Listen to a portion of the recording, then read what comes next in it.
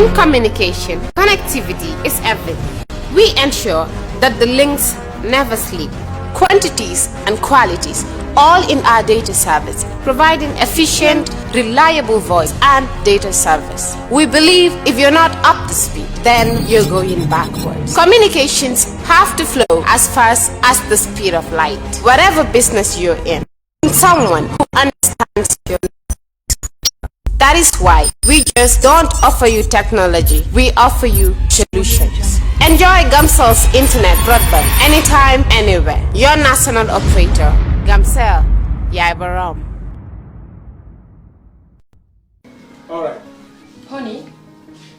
did you remind him that the last time he sent the money, it was not enough for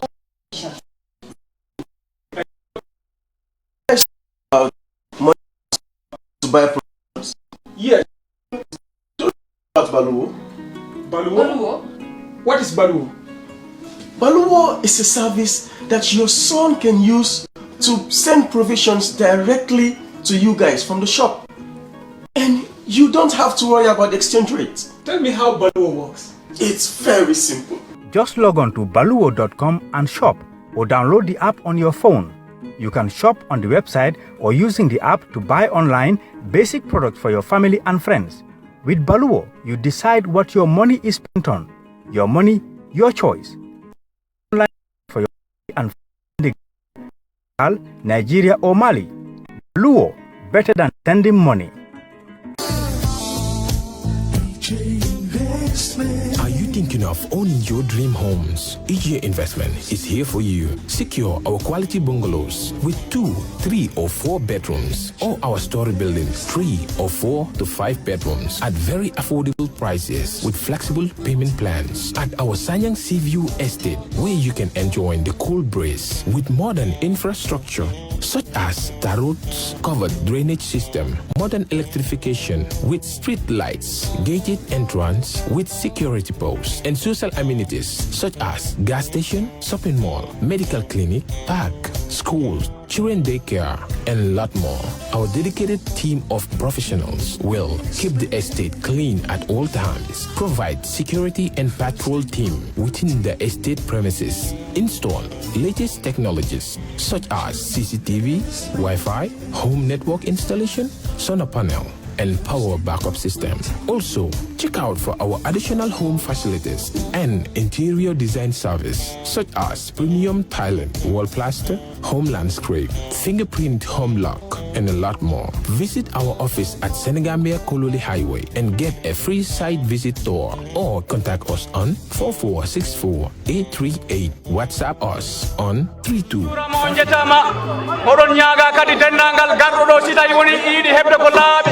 Yini hebdude ko laabi yini naftude ko laabi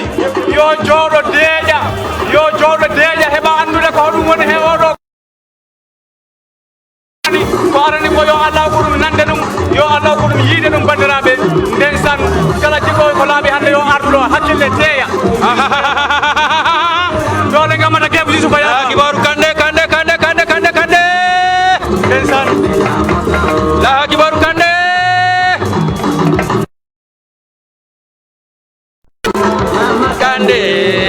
Mama Kande, oh Kande, yo.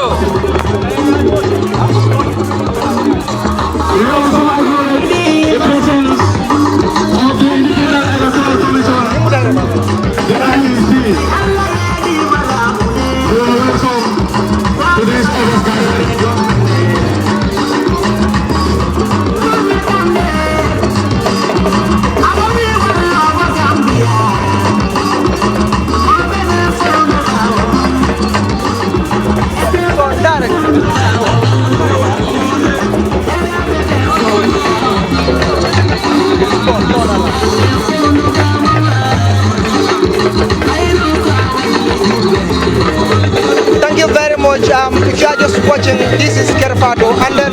we are live in Farafenye, where of course, GDC, that is the Gambia Democratic Congress, they are having their national congress today in Farafenye, and then we are here to witness this. As you can see, we are already at the ground where they will conduct this congress. The Honorable of course, Mama Kande has arrived at the ground right now. So, as you can see, we are going to talk to some other people, the party militants, the executives, and other people that are party sympathizers. We are going to talk to some of them on the ground here, and we are going to, of course, tell you if there is any changes in their members of the executive, as they are going to have, of course, some election on the positions of the members of the executive, of course, here in Farafenye. So thank you very much for following Kerfado. Now, Tetugal Jaibake Mobe, Kerfado Jibe Kajin Jabeta,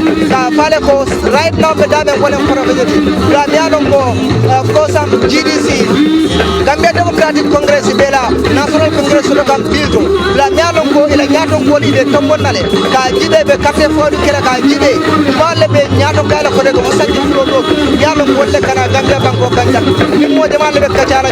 Biko Molu Yalongo, Yaton Wole, Molialon, where a sympathizant, Molialon, where a Kanun Tendo, Yalon, where Natakamade, Nimbango Jang, Kalon Kalsalon, Farafajere, Scientific, Yajapan, Kepakoham, the youngest sedan Kerfado, Farafajere Neka, of course, the new witness, Nidi Gambia Democratic Congress, Senate Congress, what happened, Lunko, left day, of course, in Farafajere. I'm getting a tailored where select your family, Yolen, Iji, Susan Party, I'm a connect witness to all the Karamudi. So, Mayala, let them inform any selection or election what happened, Hona Pini in Farafajere, Malasen Boka, Kuba Gajigo, Nobalena, of course, New Hall, Yana Yan, Yofineka, of course, I'm Purnu, one new Watana guy, you have to be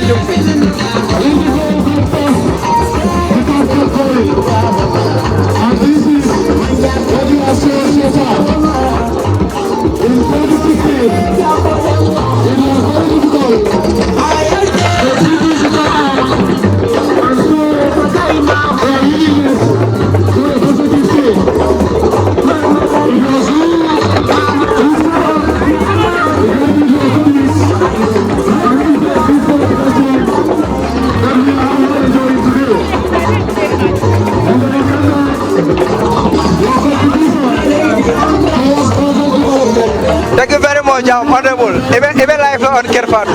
Thank you very much. Even when I follow la bi, Willem GDC la Congress di nara kama bi ala simone follow mo lebi. Well, GDC UDP punya kumandile. Purkana nyimbeng punya lengoto. UDP fana endaki purngana nang nyimbeng oto. Nada wala. Nyin lumay mo ne freng UDP kama be GDC la Congress. Well, I meet and the Willem Kambengoti and in Cairo and in Yadota, Manke Nyoja Woti, political Momoela Milo Sudan in the Tamandina, but a Manka Kaponga Nyokone or Munyoja Woti. So Momola Kobe and Mabino Jele, Niata Kapogo, Nigeria, Don the Father, but in the Coleman Father. As a position like GDC, I'm going to cross the Congress to about Mola Fintijan. Bedia Findianing,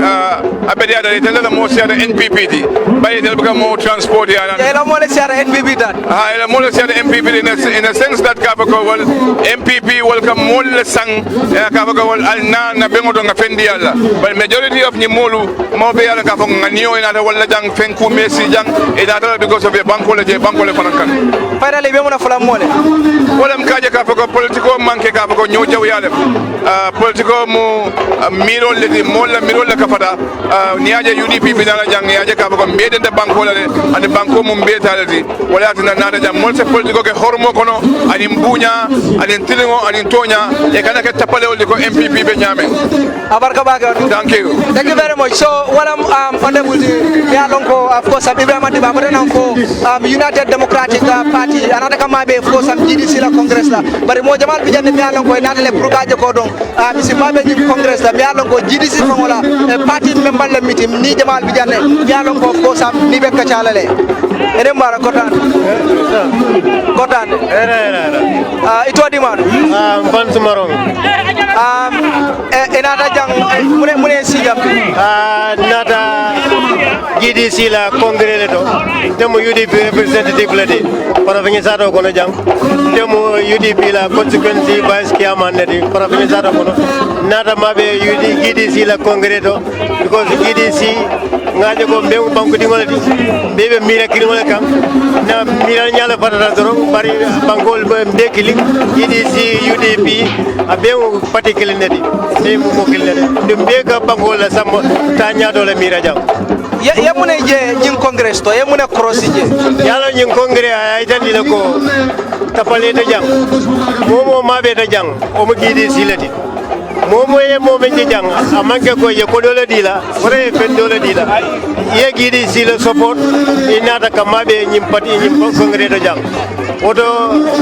jang amanke o pati do de me alo ko e ka ko dole di mola e ka molel nene ke samana ni mole ni muri yallati ye momo je jang gidi si support ala mati gidi si support ala mati wole be si jang abarka thank you very much bari musol fana bijane mi Allah ko ni be kacala notuda man tuba de diba lo ñu mëna wax ci bes bi tay man kay te ba fala man ka kamoto no problem fu ma nek kamoto mama kande kay bin biyo kay nga fo stale banko kay abe tolle bulu adu banko kadi kay ramole la mama kande mo kay ramole ti birin kunu mol be jamol mam pasi ko be diare moto di bota do ngoro keta ko be keta ni so min fata dal mbuka continue subo ngodo ngole ko hani e duwala ala mala ya so nyaato tala ala mala banko katati ala makela banko nyaato koti 2021 nga fo wi kande inshallah rabbi be mo be tendura abaraka bake be mona fula mole mil ko GDC fatale do fula mole be of min be min fula woli e mbayta dira ko GDC ma fa GDC ma patieti mi alon ko amanke tutu bantangoti falim bantango do mo ko faano ni yo fa aka fali nga fangele min tutu ko le fa bari ma min tutu ibo ko faano ni min tutu ni bange ko ka fa bari min falinda ale min falin ibo ko faano do le fula mel ko GDC fa abarka bage thank you very much enembara kotane mune si jambi programme GDC rek programme GDC lo ñu mëna wax ci programme bi GDC programme xam nga jàmm rek lañu wota jàmm rek lañu bëgg GDC programme ko dégg ku ne xam nga ne jàmm rek lañu daw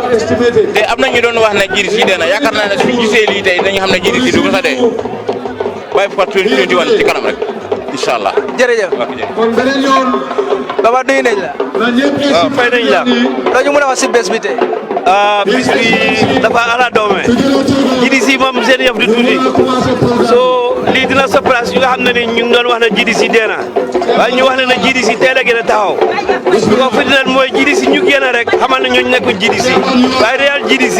du mos a génn GDC so inshallah 2021 State House rek waaw dinañ koy honorable gànna be State House rek inshallah waaw boobu moom maa la ko promise jërëjëf waaw thank you very much so hani sa ngara kilo bulani be of course Gambia Democratic Congress GDC be farafanyele still now la mi alon ko e bela congress ke kan janne bile bela nyaton ko tambonna mol mi alon ko e be wolle be nyaton ka ala of course sanji dol mi alon ko wolle kana Gambia banko ganjang nata je woldo bi be dunna na jibero ke fanan bayring honorable mama kande ali ajele kafoto nyamen afutale molla mi alon ko wolle nana pour ke konton bari mo jamal bi jam mi alon ko futata ila nyaton ko kono ale groupe o minje akam dale ko wallam bari ndimmo jamal bi jam mi alon ko ni be kacala ni honorable pare da bari la nyaton ko jamal bi jande mi alon ko ina ta jande pour gaje ko ka mabe digidale ko falindiro dolu bi jele mi alon ko be kala of course ila party do bi ni nata la nyaton ko ila fannana digidale ko be kala kuti mi alon ko abe kala bari nyato do mandi be lonnale natara ye to mondirol ke wala carte fawli keta of course molla mi alon ko e be wala be tol nyaton kala of course ila party do ali ajele mondabul fratale sai dende be minke kan wala ka molu konton mol mi alon ka wala tara bayring ay dul alibe rawnde ka molu konton mol mi alon ka wala tara sai mol mi alon ko le siring ila high table lolto fanan abe konton kande kilin dong kabring ay tarajang so walem koti mi alon ko abe kerin jang sai tenting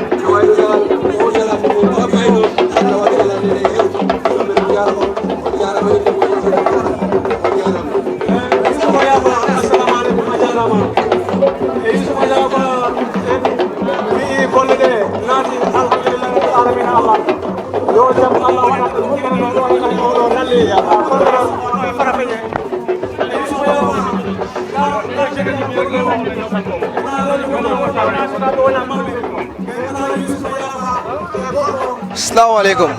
Nadaen. Abe jani. Ebe live le Kerfado. Okay, abarka. Ebe mona phone la mole bilungon. Itodi mafolo. Buba gaji golam Kerfado. Okay, buba gaji go bi lumbale mealon ko history lem Gambia kono jang. Ndomu modu ballerati serum la iya before ndele mo ila head of logistics. Nara congress bi wole mu GDC pour kana kela bungo ko dara kuke pour kam fam falen pour kana election la 2021 bi ngamre fagoy men jiyam bi ay dan ko GDC molwe bulle because handi sira ko man sino ne mol yibe men bi jam bi bugal ay fene jandila te mol men dabta nala dum mamol bel mo do fa sotono dolbe soko ne be campagne manna because be mamudo di be lan ko hani kanyam because me satare wadu le kono wala mo nyim ko ko godi bali men labta jira no jambi ni won nata num ni fa won nata num ite do ko kenola alhamdulillah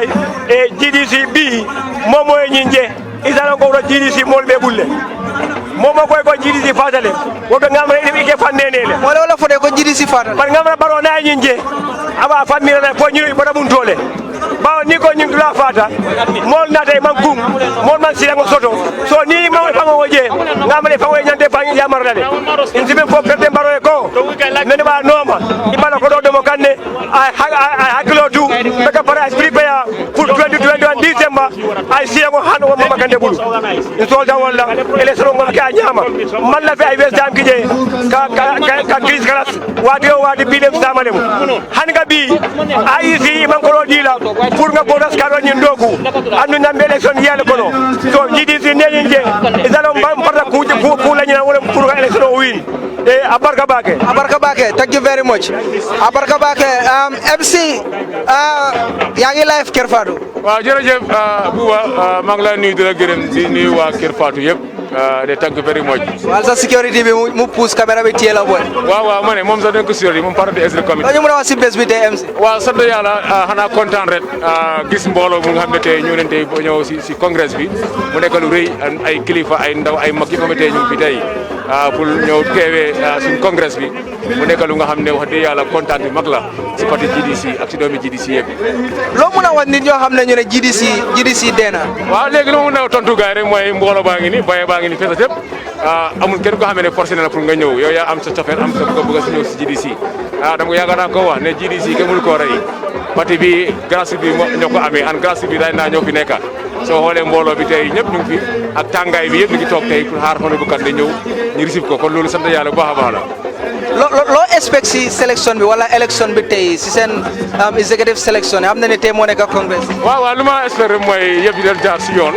because GDC parti bu nga xam ne dafa respect démocratie and kenn ku nekk am nga right place boo bëgg mu nga koo bàyyi loolu is normal si politique bi and am nañu yaakaar yëpp nekk si yoon si respect ak si dal ak tey loolu moom fa soo dina am soobee yàlla thank you very much so dafa mel ni honorable egg na si table bi already honorable futatale fa pareda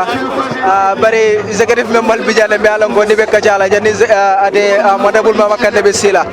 nanga def jërëjëf no tuda Amadou Ka lan mooy sa position GDC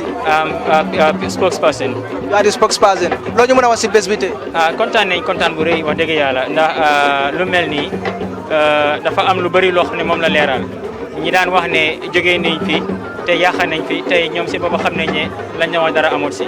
so kon tey wane ne nit ñi fii lañ bëgg nit ñi fii lañ nekk so luñ sant yàlla la bu baax a baax a baax jërëjëf thank you noo tuda jërëjëf na nga def na ngeen def nag yaa ngi live on Kerfado noo tuda man maa tudd Essa Balde head of finance GDC loo ñu mën a wax si bés bi tey xanaa kontaan de di nekk si suñ congrès bi ñun ñëpp gis nañ li xew fii nii nit ñi uyu nañ ñu then GDC parti ñun ñëpp xam nañ ne c'est mighty parti la boo xam ne amul Gambien si dañ ko bëgg te alhamdulilah congrès bi alhamdulilah liñ bëggoon ci liñ doon séntu ci moom rek ñu ngi koy gis te am nañ ko so alhamdulilah thank you very much waaw jërëjëf waay honorable Omar Cissé mu ngi nii honorable nanga def kom kay non kay honorable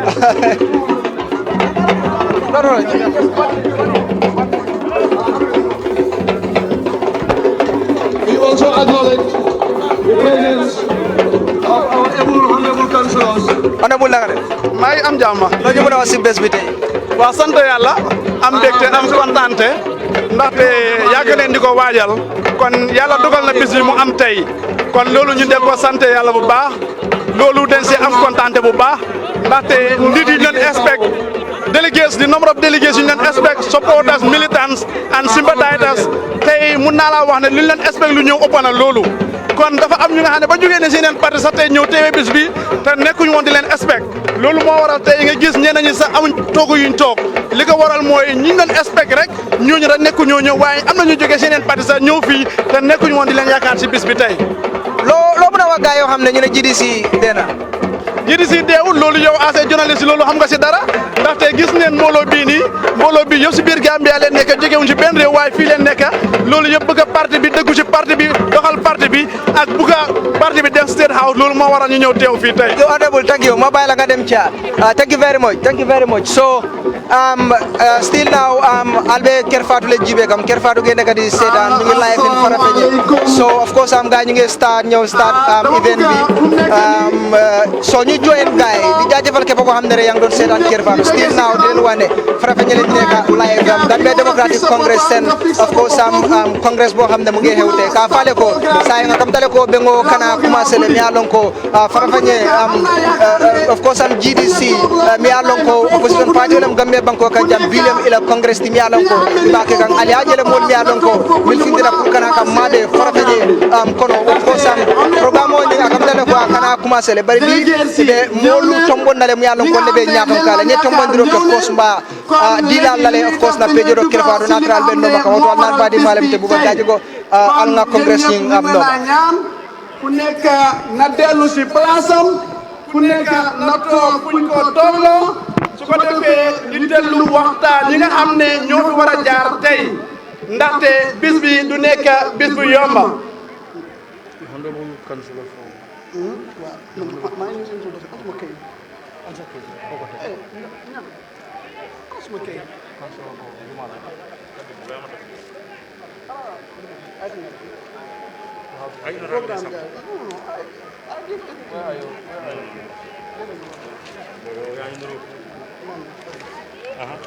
Cham, keep another one in case. Yes, please. Well, I them follow my acknowledge the president. Councillors from Jimara and also from Jimara and Luara. No, they will all come. Good evening, every one of you. We are greetings, every one of you. Of course, we are coming to start the program in order. We are gathered here today to commemorate, to celebrate, to cherish the second edition of the Gambia Democratic Congress. Of course, this is a very important event which normally happens in every 2 years. Obviously, if we are gathered here today, we are not just gathered to see one another, but to talk about very relevant and important issues regarding the Gambia Democratic Congress, regarding the development of this country, regarding the progress of this country, regarding the challenges that we are facing in this country. As the Gambia Democratic Congress stands to address all challenges that this country is facing, this is why we are gathered here today to let the entire Gambian people across, and of course, those in the diaspora, to know how relevant, how substantial, how prudent the Gambia Democratic Congress is. As there is no time and we are running against time, I will go straight and just to inform you that I, Honorable Omar Sise, will be taking you through this program, will be chairing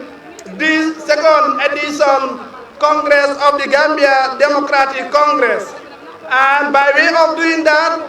I will take you through to the program guides for everyone to know what we are expecting from this program. Thereafter, we will get to introduce, to acknowledge, to recognize those that are present here, especially those at the high level, and of course every individual who is present here. In doing so, I wish to acknowledge and extend my greetings to recognize the Alcalo of Farafenye. I wish to welcome and recognize, of course, the Imam of this village. So obviously, I just have to take you through the program, guys. Then from there, we will have the Alcalo and the Imam. Of course, they will come and give the welcoming, they will come and give prayers before we get to the actual program. First on the itinerary, we have the opening prayers, of course, that will be done by the Muslim and of course the Christian. Second on the itinerary, we have the welcoming remark that will be carried out by Honorable Papa Tunkara, the Honorable Councillor of this ward. Thereafter, next on the agenda, we have the opening statement that will be done by the Honorable Party Leader and Secretary General of the Gambia Democratic Congress. I will want you all to give him a round of applause. Thereafter, next on the itinerary, we have project presentation by Honorable Abdullah Cham. Next on the agenda, we have statement by Honorable Auntie Tina Fall, the Deputy Party Leader. Can you all please join your hands together for her? Thereafter, we will have a report that will be carried out by the National Youth Wing. Another report will be tabled before this August gathering by the head of the Women's Wing. Next on the itinerary, another report will be tabled by the GDC Diaspora. Of course, they are available, they are around. They came all the way from different locations to witness this very Congress. Next on the agenda, we have review and amendment and adoption of the Constitution. Thereafter, then we will have entertainment by the cultural groups. Thereafter, we will have announcement of the newly elected or selected executive members of the Gambia Democratic Congress. Thereafter, we will have the statement, the Administrative Secretary General-elect, of course, will make that announcement as soon as we get there. Thereafter, we will have the closing remark that will be done by the Party Leader and Secretary General of the Gambia Democratic Congress. That is exactly how the program will be taken. Obviously, the first on the agenda then will be considered so that we can proceed. Then we will call the Imam of this village to come and give the prayers. Imam bi fu mu nekk nii la ñuy oo mooy imam bi dëkk bi mu ñëw defal ñu ñaan suñ paree dineen oo Christian itam ñoom itam ñu ñëw def seen ñaan su ko defee ñu continuer si programme bi imam foo muntu nekk ñu ngi lay oo su ko defee nga ñëw def ñaan bi.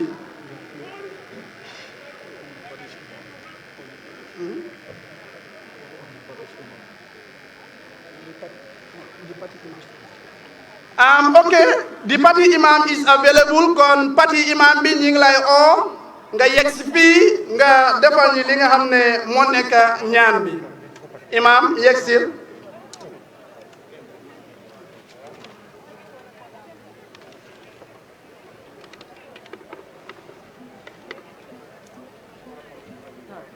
أعوذ بالله من الشيطان الرجيم بسم الله الرحمن الرحيم الحمد لله رب العالمين الرحمن الرحيم مالك يوم الدين إياك نعبد وإياك نستعين اهدنا الصراط المستقيم صراط الذين أنعمت عليهم غير المغضوب عليهم ولا الضالين ألف لام ميم الله لا إله إلا هو الحي القيوم لا تأخذه سنة ولا نوم له ما في السماوات وما في الأرض من ذا الذي يشفع إلا بإذنه يعلم ما بين أيديهم وما خلفهم ولا يحيطون بشيء من علمه إلا بما شاء وسع كرسيه السماوات والأرض ولا يئوده حفظهما وهو العلي العظيم ربنا آتنا في الدنيا حسنة وفي الآخرة حسنة وقنا عذاب النار ربنا هب لنا من أزواجنا وذرياتنا قرة أعين واجعلنا للمتقين إماما برحمة اللهم صل على سيدنا محمد الفاتح لما أخلق والخاتم لما سبق ناصر الحق بالحق والهادي إلى صراطك المستقيم وعلى آله حق قدره ومقدار العظيم برحمة إن الله وملائكته يصلون على النبي يا أيها الذين آمنوا صلوا عليه وسلموا تسليما صلى الله تعالى عليه وعلى آله وصحبه وسلم تسليما سبحان ربك رب العزة عما يصفون والسلام على المرسلين والحمد لله رب العالمين yow yàlla suñu borom subhanahu wa ta'ala ñu ngi lay ñaan jàmm bu sax nga wàcce ko ci réewu Gambia nga jël réew mi teg ko ci loxo Honorable Mama Kandeh mi nga xam ne mooy yaakaare réew mi Allah subhanahu wa ta'ala meden fonti juuɗe meden toroma meden woyto e maɗa ya ƴettu leydi Gambia ndin jonnandi Honorable Mama Kandeh o ardode e dow gonga e dow moƴƴere dow ɓantal e dow ɓuttu بجاه النبي المصطفى صلى الله عليه وعلى آله وصحبه وسلم سبحان ربك رب العزة عما يصفون وسلام على المرسلين والحمد لله رب العالمين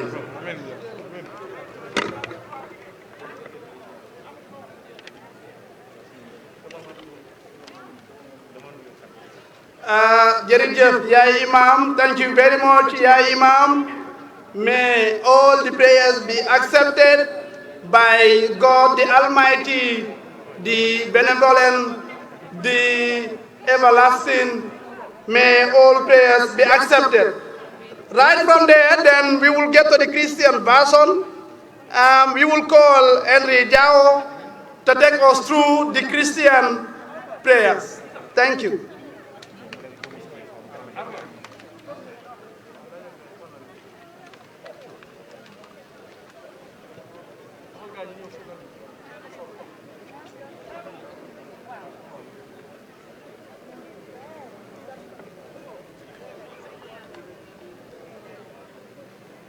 I invite everybody to join your hands and we pray.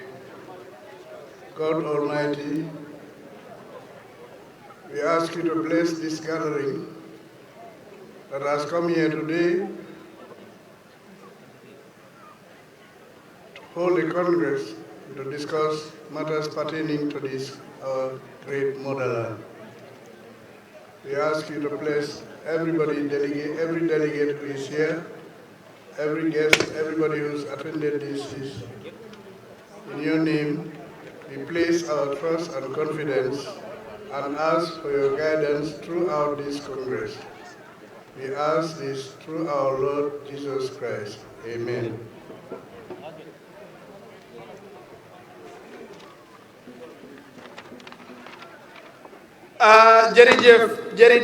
Jerejef.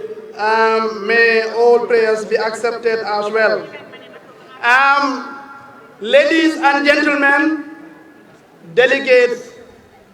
invited guests, and every individual present here. Next, then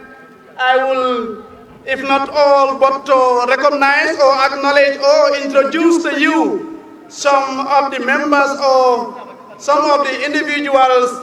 especially those at a higher level, for the gathering here to recognize them. Because it is possible that today some of us might actually leave the executive, it is possible that others might not actually form part of the executive. So it is important if they were functioning, if they were carrying out their function in the central executive, especially, or the regional executive, the constituency executive, the ward executive, it is important for them to be recognized. It is important for the little service or for the services that they rendered for the party to be acknowledged at least. Honorable Ablai Chow, it is important, maybe you can be taking them through the other languages so that we can be at the same wavelength. Thank you. Thank you very much, Honorable Omar Cisse. Gannaaw buñ sante Yàlla julli ci yonent bi ñu ngi gërëm mboolem ki nga xam ne bàyyi nga sa soxla yëpp ñëw teew ci programme bi nga xam ne tey lu ñu fi dajale mooy congrès boo xam ne IEC ñoo ko santa mboolem political party bu nekk ci réew mi pour ñu def ko ñaari at yu nekk. Honorable Cisse gannaaw bu mu nuyoo ki nga xam ne tey mooy suñ kilifa di suñ leader di suñ njiit nuyu na mbooleem naataango yi nga xam ne ñoo nekkoon ci Central Executive Committee bu GDC nuyu presse bi nuyu yaay compagnie yi nuyu women mobiliser yi nuyu gan yi nga xam ne ñoo jógee ci yeneen political party ñëw teew fii nuyu tamit ñi nga xam ne jógee leen fii ba bitim réew ñëw teew dara indiwul leen lu dul congrès bi nuyu cultural groups yi nuyu sécurité bi ak mboolem ki nga xam ne bàyyi leen la xel léegi nag lu ñu ñëw def mooy Honorable Cisse lu mu wax IEC ñoom tam nuyu na leen léegi lu ñu ñëw def mooy pour sant gërëm ñi nga xam ne ñoo doon doxal parti bi ñaari at yu passé nii mu ne donte am na ñoo xam ne mun naa am bés ni ki tey duñ bokkaat ci exécutif boobu waaye nag nit su defee lu baax war nga koo gërëm dinañ leen gërëm wane leen ngeen xam ne ñooñu ñoo doon liggéeyal parti bi ba jamono buñ tolli nii ci diiri ñaari at kon ci foofu leen tollu Honorable Cisse. Jërë ngeen jëf Ablaye Thiam jërëjëf kàddu bi rafet na kon léegi nu ñuy def rek mooy dañuy dal di wane ñenn ci ñi nga xam ne ñoo teew fii su ko defee ñu dal di leen ràññi kon ñu ngi nuyu di dalal ñi nga xam ne tey ñoo nekk religious leaders yi dama bëgg su ko defee ñi nga xam ne onel leen wala xamine leen ci programme yi su ko defee ñu dal leen boole wanteel suñ loxo yi loolu dina leen may kontaante ñoom itam su fekkee nga xam ne onel leen ci biir ndaje li kon religious leaders yi ñu ngi leen a nuyu di leen dalal ci programme bi ñu ngi nuyu ñi nga xam ne tam ñoo nekk traditional leaders yi ñu nga xam ne ñoo teew ci jotaay bi fii tey suñ jógee foofu dañooy eggali suñ nuyoo si ñi nga xam ne tey ñoo nekk délégués yu nga xam ne ñoo jógee si areas yëpp moo xam si village bi nga jógee moo xam si ward bi nga jógee moo xam si constituency bi nga jógee moo xam ndax si région bi nga jógee kon délégués si yéen ñëpp ñu nga naan nuyu di leen dalal si programme bi fii suñ jógee si loolu ñu ngi nuyu ñi nga xam ne ñoo nekk GDC women's wing bi ñu ngi naan nuyu di leen dalal si programme bi fii suñ jógee foofu ñu ngi nuyu ñi nga xam ne ñoo nekk youth wing bu GDC ñoom itam ñu ngi si détail bi fii dama bëgg ngeen tàccul ma ñooñu suñ jógee foofu ñu ngi nuyu di dalal ñi nga xam ne ñoo nekk GDC Dayhan ñoom itam ñu ngi si ndaje li fii suñ jógee foofu dañuy nuyu di dalal ñi nga xam ne ñoo nekk GDC Diaspora ñoom itam ñu ngi si ndaje li fii kon dama bëgg ngeen tàccul ma seet boobu tam suñ jógee foofu dañuy nuyu ñi nga xam ne tey ñoo nekk ward chairperson si ak seen executive bi yëpp ki nga xam ne chairperson nga si ward bu mu munti doon GDC ñi ngi lay nuyu di la dalal si programme bi yow ak sa executive ak sa members yëpp ñu ngi nuyu ñi nga xam ne tam ñoo nekk constituency chairperson si ak seen executive bi ak seen militant si yëpp koo xam ne tey yow li nga jiite mooy constituency kon ñi ngi lay nuyu yow ak ñi nga àndal ak sa nit yi yëpp ñi nga xam ne ñoo nekk si constituency bi suñ jógee foofu dañuy nuyu ñi nga xam ne tey ñooñu nekk si région si ñi gën koy xamee si GDC desk officer si kon région bu nekk GDC am na fa desk officer li ñuy def mooy comme bariwul dañuy wane ñooñu su ko defee ñooñu itam ñu ràññi leen si biir nit yi kon ki nga xam ne moo ñu nekkal Banjul di desk officer moo nekk Panjaay Sooti Panjaay jógal taxaw ekkiti sa loxo ñëpp ñi xame la ngeen tàccul ma ko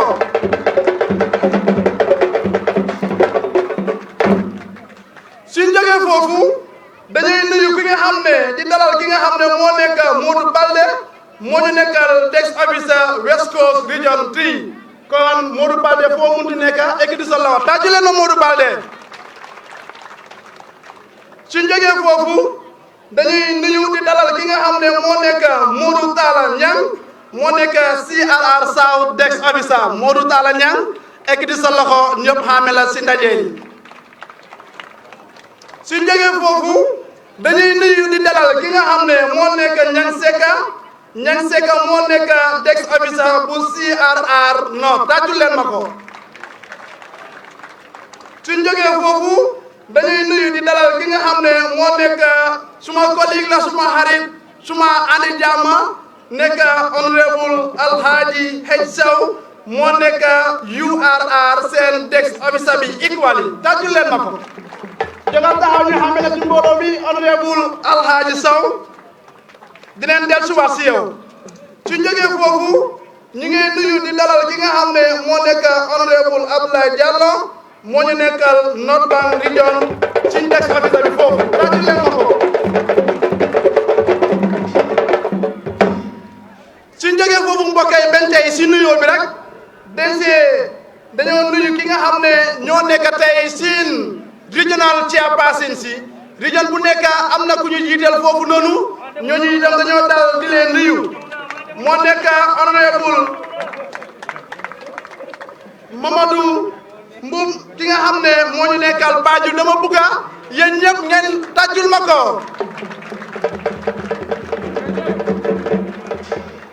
ci jógee foofu ki nga xam ne moo nekk sin regional chairperson bi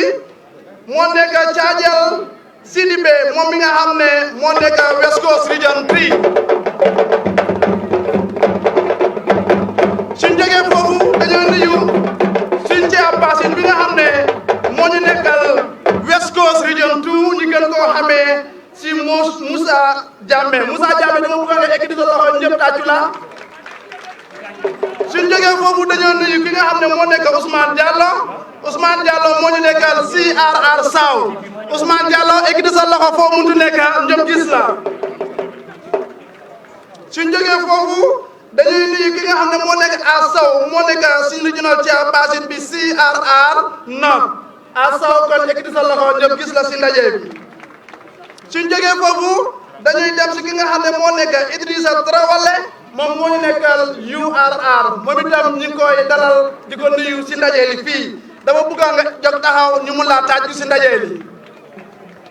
suñ jógee foofu dañuy nuyu di dalal ki nga xam ne moo ñu nekkal North Bank ñu gën koo xamee si Abdul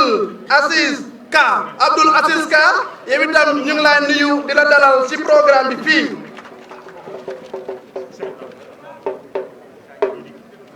suñ jógee foofu dañuy nuyu ñi nga xam ne tey ñoo nekk suñ councilor yi because réeré wuñ mbir ne GDC gañ na toogu yu bari si wàllu councilor su ko defee councilor yi nga xam ne tey ñoom itam ñoo fi teew ñi gën koo xamee si honorable Aruna Bari ñi gën koo xamee si honorable Tiendou ñi gën koo xamee si honorable Seydou xañ na du ma mën a lim ñëpp waaye yéen ñëpp ñu nga naa dalal si programme bi fii yéen itam suñ jógee foofu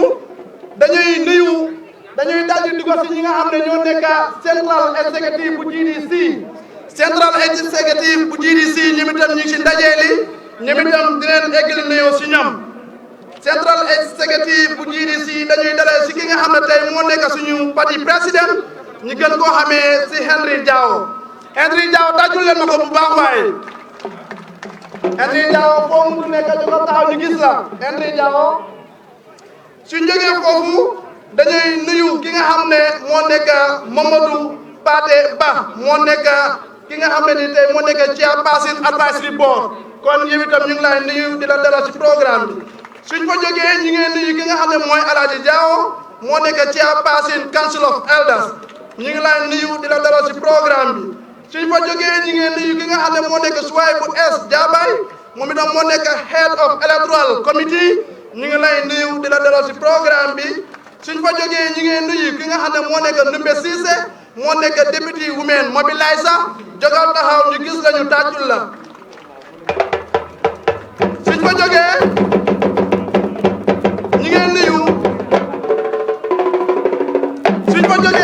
ñu ngi nuyu ki nga xam ne moo nekk Fatou Souare moo nekk Head of Yaay Compine wala Kafo si niñ ko gën a xamee suñ fa jógee ñu ngi nuyu Ndeye Gadiaga moo nekk Deputy Head of Organizer ñu ngi lay nuyu di la dalal si programme bi suñ fa jógee ñu ngi nuyu ki nga xam ne moo nekk Lamine Jammeh moom moo nekk Chairperson of the disabled moom itam mu ci ndaje li fii ñu ngi lay nuyu di la dalal suñ fa jógee ñu ngi nuyuwaat ki nga xam ne moo nekk Modou Balde moo nekk Head of Logistics Gambia Democratic Congress suñ fa jógee ñu ngi nuyu ki nga xam ne moo nekk yaa Ramatoulaye Sané moom moo nekk di women président ñu ngi lay nuyu di la dalal suñ fa jógee ñu ngi nuyu ki nga xam ne moo nekk Rémé Diagne moo nekk National Women Mobiliser kon Rémé Diagne ñu ngi lay dalal yi itam si ndaje li fii suñ fa jógee ñu ngi nuyu ki nga xam ne mooy Honorable Alhaji Diallo moo nekk Chairperson Fundraising Committee ñu ngi lay nuyu di la dalal suñ fa jógee ñu ngi nuyu ki nga xam ne moo nekk Honorable Modou Dieng moom moo nekk Head of Research si Gambia Democratic Congress ñu ngi lay nuyu di la dalal suñ fa jógee ñu ngi nuyu Honorable Souleymane Cissé moo nekk Deputy Logistics 2 si Gambia Democratic Congress ñu ngi nuyu ki nga xam ne moo nekk Ousmane Sow moo nekk di campaign manager Gambia Democratic Congress suñ fa jógee ñu ngi nuyu ki nga xam ne moo nekk Mamadou Moussa Sow Deputy Press Secretary ñu ngi koy nuyu moom itam di ko dalal suñ fa jógee ñu ngi nuyu Mamadou Moussa Sow moom mi nga xam ne moo nekk Head of the Press Gambia Democratic Congress suñ fa jógee ñu ngi nuyu Honorable Ibrahima Niang di Deputy Admin Secretary of the Gambia Democratic Congress suñ fa jógee ñu ngi nuyu Honorable Segouba Cissé moo nekk Propaganda Secretary Gambia Democratic Congress suñ fa jógee ñu ngi nuyu ku ñu wax Bojang Ba ñu gën ko xamee si Lamine Bojang moo nekk Treasurer Gambia Democratic Congress dama bëgg ngeen tàccul ma ñii ñëpp yéen ñëpp tàccul leen ma ñu ma wax nii suñ fa jógee ñu ngi nuyu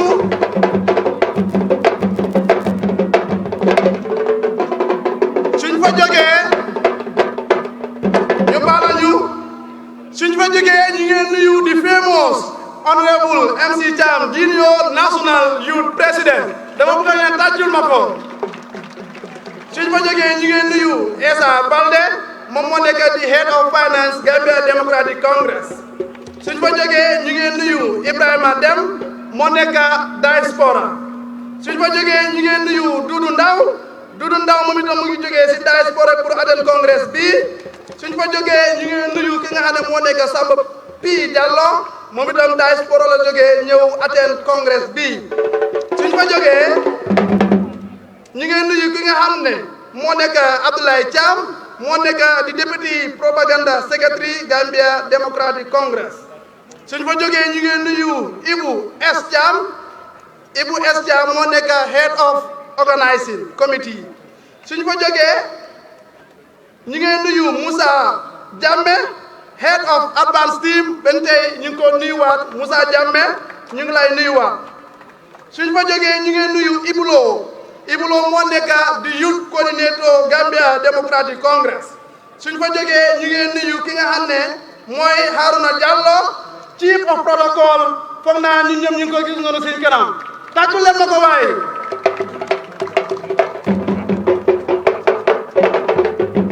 suñ fa jógee ñu ngi nuyu ki nga xam ne moo nekk Abdoulaye Diallo foreign secretary moom itam mu ci ndaje li dama bëgg a ñaan tàccul ma ko nga jóg taxaw mbooloo mi gis la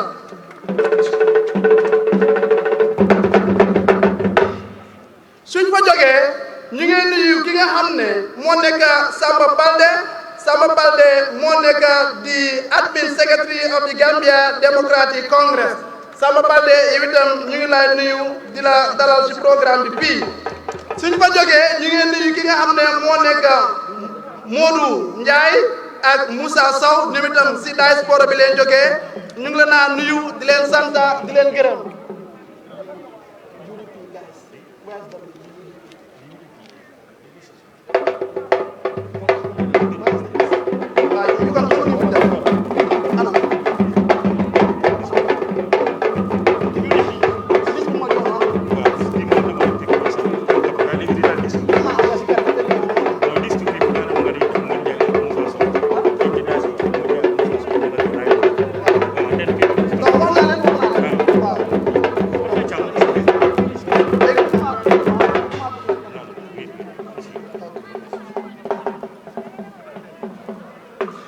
sabar yi def leen dara ñu gis boog dégguñ dara de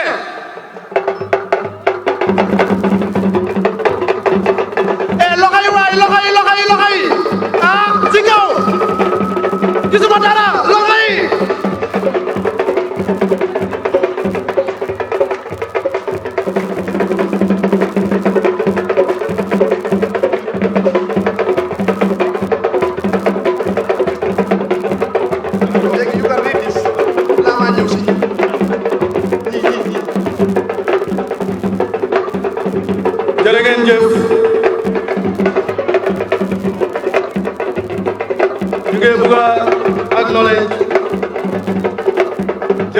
jërëjëf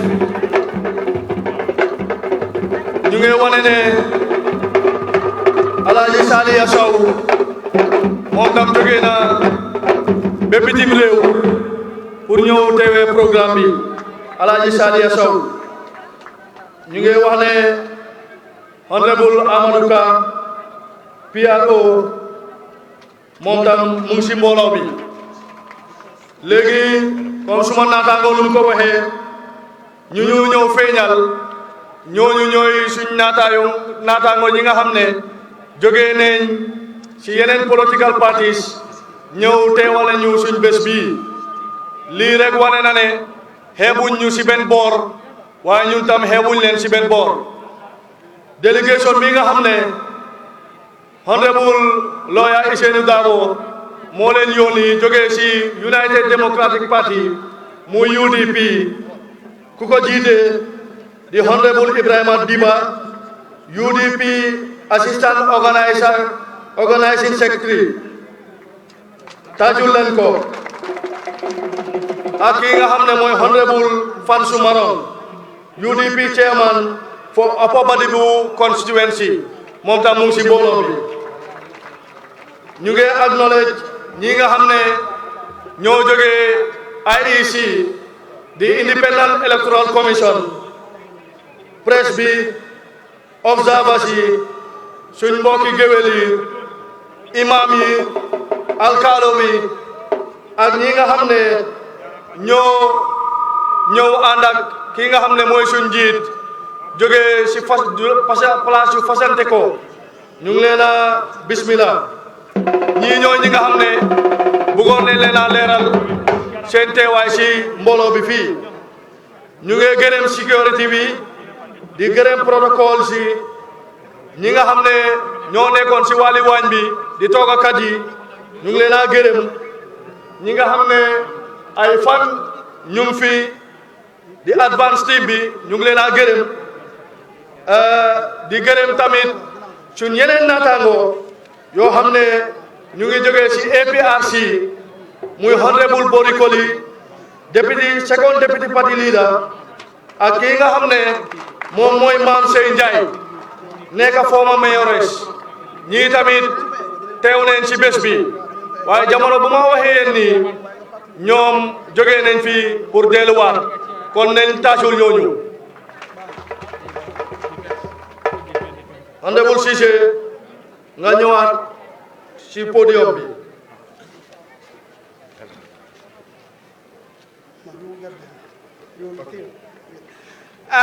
jërëjëf co-chair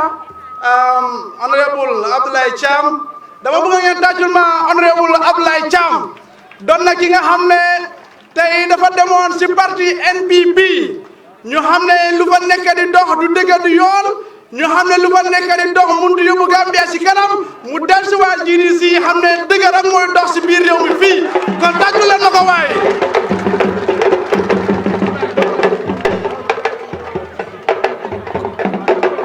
kon tàccu leen loolu waaye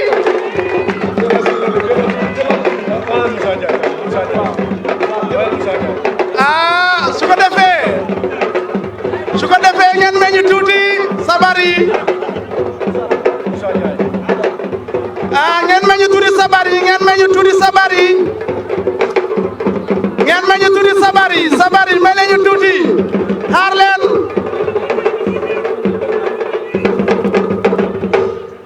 teg fa sa baaraam fu ngeen génnee baax na su ko defee emuñ si honorable Abdoulaye Cham rek waaye dafa am ki nga xam ne moom itam dafa bokkoon si parti bi bokk si ñi nga xam ne tey dañ doon ànd ak parti bi di liggéey ak parti bi di daaru di jong ngir parti bi ñu gën koo xamee si Moussa Ndiaye doon na ki nga xam ne foog naa ñun ñëpp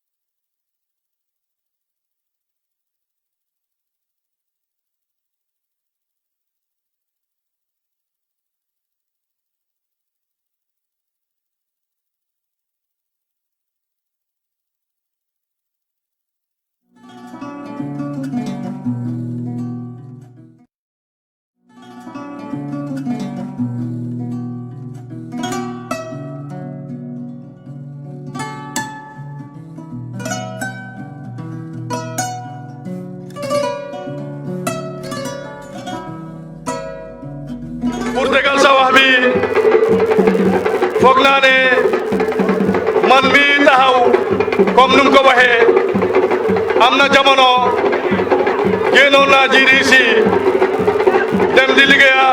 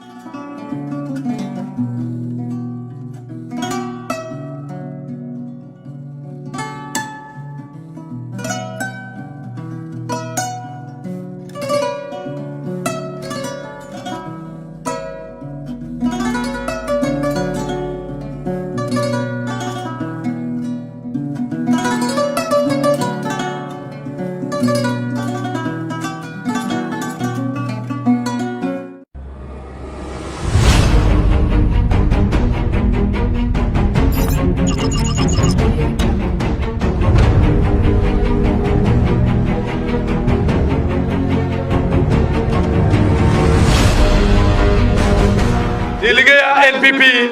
di liggéeya président Adama Barrow dem ba gis ne dëgg amul fa del siwaat